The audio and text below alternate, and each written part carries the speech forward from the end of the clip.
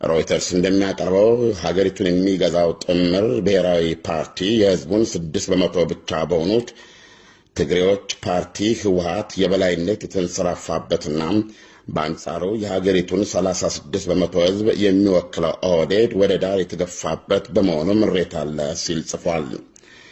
ሮይተርስ በዚህ ዘገባው በመላ ሀገሪቱ ተሰሚነት ያገኙት የኦሮሚያ ክልላዊ መንግስት ፕሬዝዳንት አቶ ለማ መገርሳ በዚህ ወር የተናገሩትን ቃል ጠቅሷል። የኛ ህዝብ አመራሩን የመያዙ ጉዳይ የሞራል ጥያቄ ነው። ህዝባችን ይሄን ይፈልጋል እንፈልጋለን ነበር ያሉት። ሮይተርስ ቴኖ ኢንተሊጀንስ እና ዩሬዥያ ግሩፕ የተሰኙ ሉላዊ ዓለም አቀፋዊ ለማለት ነው ሉላዊ ስትራቴጂ ኩባንያዎች ያሉትን በመጥቀስ እንደዘገበው ያለውን የኦሮሞ ተቃውሞ ከማለዘብ አኳያ የጠቅላይ ሚኒስትርነቱ ቦታ ለኦሮሞ ወጪ ለሆኑት ይሰጣል ብለው ይገምታሉ።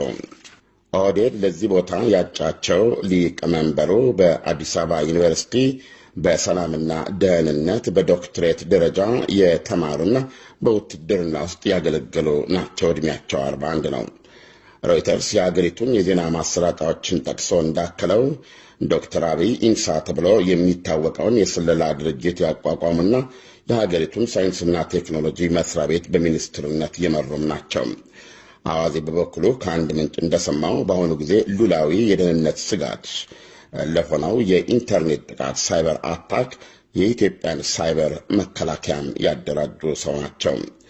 ከቀድሞው የኢትዮጵያ ጠቅላይ ሚኒስትር አቶ መለስ ዜናዊ በኋላ የመወሰን አቅም ያለው ሌላ ጠቅላይ ሚኒስትር በመምረጥና ባለመምረጡ መካከል ያለ የሚመስለውን ይህንን የኢትዮጵያ ሁኔታ ዲፕሎማቶች በጉጉት እያጤኑት ነው። መንግስት እስረኞችን የመፍታትና የፖለቲካ ምህዳሩን ክፍት የማድረግ ጥረቱን በመቀጠል የሲቪል ማህበረሰቡንና ነጻ ፕሬስን እንዲያብብ ማድረግ አለበት ይላሉ። በኢትዮጵያ የቀድሞ የአሜሪካ አምባሳደር ዴቪድ ሺን የተቃዋሚ ፓርቲ መሪዎች በበኩላቸው ከእስረኞች መፈታት ባለፈ መጀመሪያውኑ ለእስር የዳረጓቸው የማያፈናፍኑ ህጎች እንዲቀየሩ ያስፈልጋል ይላሉ። ከነዚህ የማያፈናፍኑ ህጎች አንዱ በ2008 እና 2009 በፈረንጅ አቆጣጠር የወጡት የጸረ ሽብር ህግና ለዲሞክራሲ ቡድኖች ከውጭ የሚደረገውን የእርዳታ የሚገድቡ ህጎች ይገኙበታል። የሰብአዊ መብት ተቋማት እንደሚወቅሱት መንግስት እነዚህን ህጎች የሚጠቀምባቸው በነጻ ሐሳብን የመግለጽና ሰላማዊ ተቃውሞ የማድረግ መብቶችን ለማፈኛ ነው። ከኢትዮጵያ ወህኒ ቤቶች ነጻ ከወጡ ሺዎች መካከል አንዱ የሆኑትና የኦሮሞ ፌዴራሊስት ኮንግረስ ምክትል ሊቀመንበር የዩኒቨርሲቲ መምህሩ በቀለ ገርባ እንደዚህ መሆኑን ያምናሉ።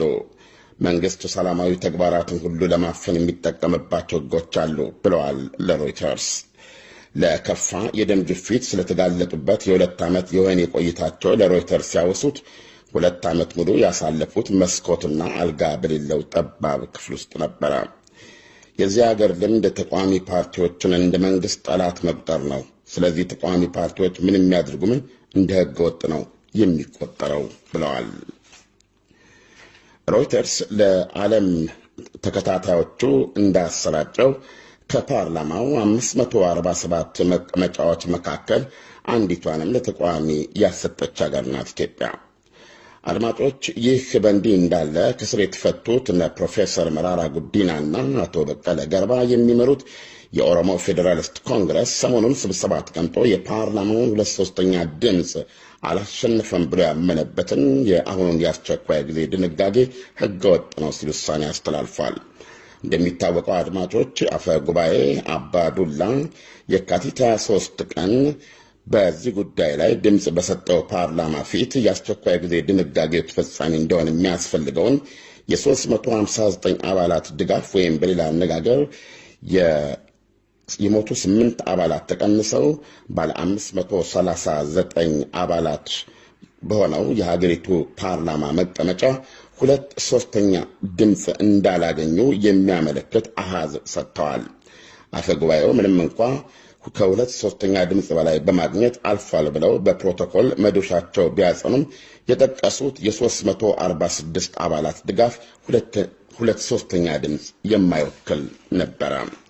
ይህን ተከትሎ ከጉባኤው መድረክ በቀጥታ በተገኘ ውጤት ሳይሆን የፓርላማው የኢንፎርሜሽንና ዶክመንቴሽን ክፍል ጣልቃ ገብቶ በሕግ የዚህ ውጤት አረጋጋጭ መሆን የነበረባቸው አባዱላን በሶስት ወሳኝ አሃዞች ላይ አርሟቸዋል።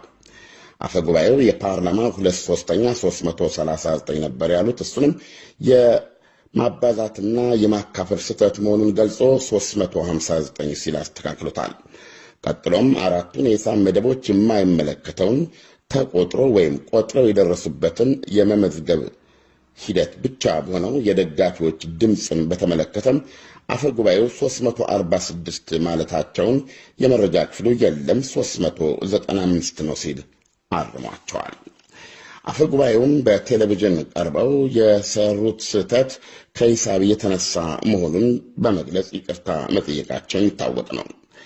በዚህ አይነት የቁጥር ውዝግብ ውስጥ ያለፈው የአስቸኳይ ጊዜ አዋጅ በባህር ማዶ የኦሮሞ አታጋይ የሆኑትና በኢትዮጵያ መንግስት ግን በአሸባሪነት የተከሰሱት ጀዋር መሐመድ በፌስቡክ ገጻቸው እንደገለጹት ኦፌኮ የኦሮሞ ፌዴራሊስት ኮንግረስ የአፈጉባኤውን ይፋ አሃዝ መሰረት አድርጎ አዋጁ የፓርላማውን 2/3 ድምፅ ባለማግኘት የወደቀ መሆኑን ወስኗል ሲል ዘግቧል። ይህ በእንዲህ እንዳለ በኦሮሚያ የሥራ ማቆም አድማ በቀጠለበት ሁኔታ አያሌ ሰዎች በመከላከያ ሰራዊት መገደላቸው እየተዘገበ ነው። ጉደር በምትባሏ ከተማ አንድ ቤተሰብ በአንድ ጊዜ ግቢ ውስጥ የቤቱን አባወራና አንድ ልጁን አጥቷል። ስለዚህ ጉዳይ ቪኦኤ ሰፋ ያለ ዘገባ አቅርቦ ነበረ። ቃለ ምልልሱን የሰጡት አባቱ የሞቱበት ልጅና ባላቸው የሞተባቸው እናት ነበሩ። ልጅየው ድጋፌ ደንደና ይባላል። አባቱን በሞት ወንድሙ ደግሞ በጸና ቆስሎበታል። የጥይት ሰለባ የሆኑት አባወራ የ8 ሴቶችና የ2 ወንድ ልጆች አባት ነበሩ። ዕለቱ ቅዳሜ የካቲት 24 ቀን ከጠዋቱ 1 ሰዓት ገደማ ነበረ። ልጅየው ዋቁማ ድጋፌ እንደሚናገረው አብሮት የሚተኛው ወንድሙ ከመኝታው ተነስቶ ከግቢ ወጥቶ ወደ ቤቱ ተመልሶ በሚገባበት ጊዜ የጸጥታ ኃይሎች ተከታትለውት በመግባት አሁን የገባውን ልጅ አስወጡ ይላሉ። አባት በሁኔታው ደንግጠው ከለበሱት ሱሪ በስተቀር ራቁታቸውን በመውጣት ያውም ቀበቷቸውን ለማጥበቅ ጊዜ ሳያገኙ ልጆቼ ምንም አላጠፉም ከግቢ ውጡልኝ ሲሏቸው ሊወጡ አልቻሉም። ወንድሜ በመሃል ዱላ ይዞ ወጣ። እኔም የነሱን ጩኸት ሰምቼ ራቁቴን ወጣው። ወንድሜ ዱላ ይዞ ቆሞ ነበረ። የጸጥታ ኃይሎች አባቴን ገፋ ገፋ ሲያደርጉት አየና ሁኔታው አላማረውም ነበረ። እኔ ደግሞ ራቁቴን እንዳለው ወንድሜን ተመልሶ ወደ ቤቱ እንዲገባ አደረኩት ወይም እያደረኩት ሳለ አባቴን ሲመቱት ወንድሜ ተመልሶ ዱላውን ይዞ ሲወጣ አባቴንም ወንድሜንም በጥይት መቷቸው አባቴን እዛው አሳረፉት ብሏል። ወንድሜ አንድ ጥይት እጁን ሌላኛው ደግሞ በጆሮ ገብታ በግንባሩ በኩል ወጣች ብሏል። ህመምተኛ የሆነው ዋቅሜ ድጋፌ በሐዘን በተሰበረ ድምፅ። አቶ ድጋፌ ደንደና ሟች አርሶ አደር ነበሩ። የ8 ልጆችና የ2 ወንድ ልጆች አባት ነበሩ። አንደኛው የቆሰለው ነው። ዋቁሜ እንዳለው አባቱን ያሳጣቸውና ወንድሙን ሕይወት አስጊ ሁኔታ ላይ የጣለው ክስተት ተፈጠረው የጸጥታ ኃይሎች ግቢ ገብተው የመንገዱን የዘጋጉትን ነገሮች ውጡና አጽዱ በሚል ለማስገደድ በሞከሩበት ጊዜ ነው። እናቱ ወይዘሮ ቀናቱ ጉርሜሳ ስለ ሁኔታው ሲናገሩ ምን እናደርግ ታዲያ እንደምንም እንኖራለን ካለቅንም እናልቃለን እንግዲህ አሉና በአማርኛ ከዛ በኦሮምኛ መናገር ቀጠሉ። ቀጥዬ የማነብላችሁ የቪኦኤ ትርጉም ነው። የሞተው ባለቤቴ ነው አሉ ሲናገሩ። ልጄ ቆስሏል። ለመላው ኢትዮጵያ ወደ እግዚአብሔር ይጮኻለሁ።